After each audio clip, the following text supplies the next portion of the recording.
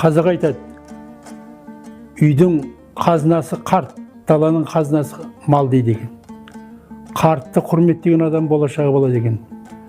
Қартты ата-ананы қарамаған адамға, оған сүрт қараған адамға Алланың да бересі көп емес.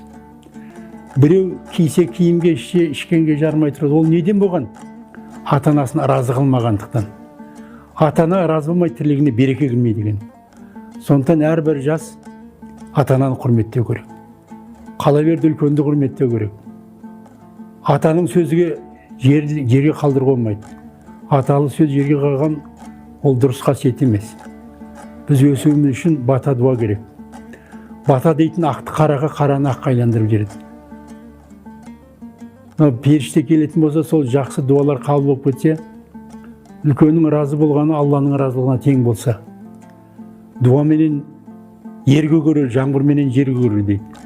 Алғыс алма, қарғыс алма, алғыс ал, жақсы көрген кісінің атын алма, тайын ал дейді. Адам